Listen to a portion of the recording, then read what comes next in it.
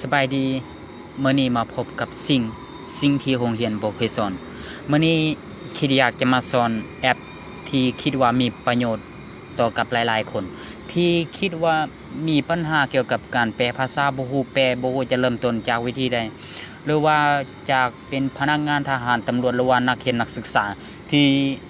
มีเวลาน้อยนิดบ่ฮู้จะเฮ็ดวิธีใดที่จะเขียนจดภาษาอังกฤษหรือว่าภาษาอื่นๆให้มันทันกับเวลาที่เขากำหนดให้มื้อนี้ข้อยจะมาแก้วิธีนั้นให้มันบ่มีใช้คำว่าบ่มีปัญหาต่อไปอีกเลยถ้าหากผู้ใดที่ว่าสนใจเข้ามาติดตามนำกันเลยก่อนอื่นให้เข้าอยู่ Play Store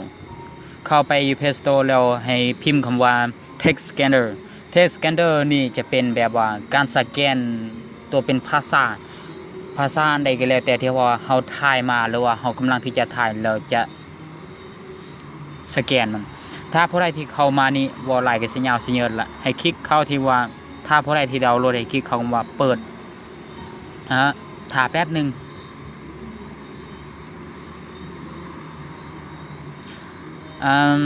คือค่อยทดลองเฮ็ดมาก่อนแล้วอยากให้ทุกคนที่ว่าเข้ามาแล้วมาเปิดหน้านี้อยากให้เข้ากับเข้าคำว่า add language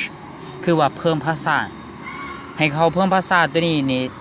หลายคนอาจจะได้ภาษามันแตกต่างกันจะเป็นภาษาลาวภาษาจีนภาษาเวียดภาษาอันใดก็แล้วแต่ที่เฮามักหรือว่าเฮาสนใจหรือว่าเฮาเรียนรู้มาได้คือค่อยก็ได้แอดเป็นภาษาจีนคือก็บ่ได้ว่าถึงว่าได้แต่ก็เคยเรียนมาคือเจ้าของได้แอดเป็นภาษาจีนถ้าผู้ใดที่ว่าจะเฮ็ดแนวใดที่จะโหลดให้ใส่คำว่าติ๊กคำว่าดาวน์โหลดที่ว่าเป็นลูกศรลงมาแล้ว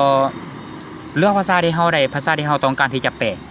เจ้าของก็แปลเป็นภาษาอังกฤษและภาษาไทยมาลองกันเลยว่ามีวิธีแนวใดจะเฮ็ดแนวใดที่จะถ้าฮอดหน้านี้มีอยู่2วิธี1ให้เข้าไปที่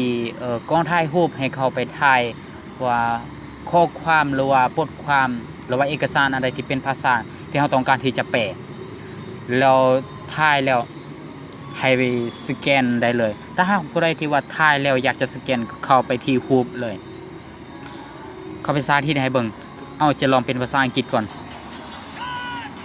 ต้องขออภัยนะถ้าสมมุติว่าเข้าไปปุ๊บเจอวิดีโอที่ว่าเป็นวิดีโอเกมให้หยุดแป๊บนึงแล้วเฮาก็คลิกออกวงกลมตัวนี้เราสามารถที่จะแยกไปทางใดก็ได้ตามที่เราต้องการตามภาษาหรือว่าตามตัวเลขตามอักษรที่ว่ามันอยู่ในเราใช้คำว่าคลิกตัวไปอยากให้เน้นอีกหน่อยหนึ่งคือว่า the text is in Chinese นี่คือว่าให้เราเลือกภาษาเมื่อกี้ยังจื้อได้บ่ว่าค่อยว่าสิแปลเป็นภาษาอังกฤษก่อนถ้าบ่ได้แปลเป็นภาษาเวียดก็ให้พิมพ์ภาษาเวียดให้เปลี่ยนภาษาเวียดถ้ามันอยากให้มันขึ้นนี่ก็คือว่าไป add language ไปเพิ่มภาษาก่อนมันจะขึ้นอยู่พี่คือเจ้าของเป็นภาษาอังกฤษเอา add ภาษาอังกฤษก่อนแล้วกดคำว่า start ให้ท่าประมาณ 2-3 นาทีเพื่อที่ว่ามันจะสแกนว่าสิ่งที่เรากำลังถ่ายรูปหรือสแกนว่ามันแจ้งว่ามันถูกบ่ถ้ามันถูกแล้วเราก็ใส่คำว่าตกลงมาพี่ example ที่จริงมันถูกแล้วนะแต่บ่ฮู้ว่าเป็นหยังมันจึงขึ้นสีแดงถ้าหากเขาคิดว่ามันถูกบ่เฮาแน่ใจหลายส่ำใดเราสามารถที่จะกลับไปแก้ไขที่ switch ว่าสมมุติว่าเฮาเลื่อนเบิ่งว่ามันถูกอีบ่น้อนี่เฮาบ่แน่ใจอยู่นี่มันมีอยู่2ขั้นตอนถ้าสมมุติเฮาว่ามีวิธีแปลมีวิธีที่ว่าจะเฮ็ดให้มันง่ายกว่านี้บ่มีคือถ้าสมมุติว่าเฮาว่าฮู้ที่ว่าบ่ฮู้จะแปลเฮ็ดแนวใดให้ใช้คำว่า copy หรือว่าเพราะใดที่ว่าขี้คร้าน copy ก็ใช้คำว่า translate ก็คือการแปลนั่นเองอยู่นี่เฮาก็ต้องพยายามเบิ่งตลอดว่ามันขึ้นภาษาหยังให้เฮาเปลี่ยนแล้วอยู่ลุ่มก็เฮาอยากจะแปลเป็นภาษาลาวก็คลิกเป็นภาษาลาวภาษาไทยนี่มันก็มีหลากหลายภาษาคือว่าถ้าสมมุติเฮาบ่แน่ใจคือที่ว่าเนาะเฮาเข้ากลับมาอ่านone challenge is distance some magazine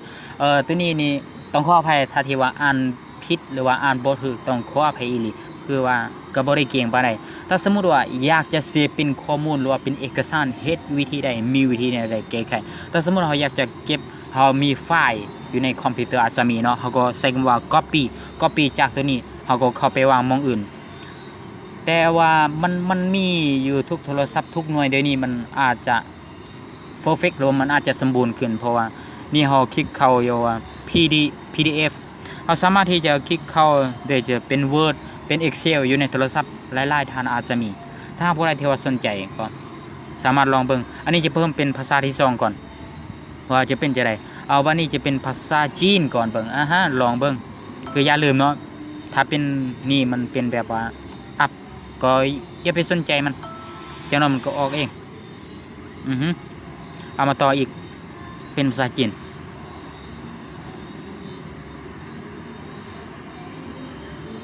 นี่จะเป็นสาธิตให้เบิ่งเด้อทีนี้อย่าลืมทุกครั้งต้องเปลี่ยนภาษาเราต้องการที่จะแปลภาษาอย่างเลยกดคำว่า start ให้ท่าสักแป๊บหนึ่งคือที่เราผ่านมาว่าให้มันสแกนว่ามันถูกหรือมันผิด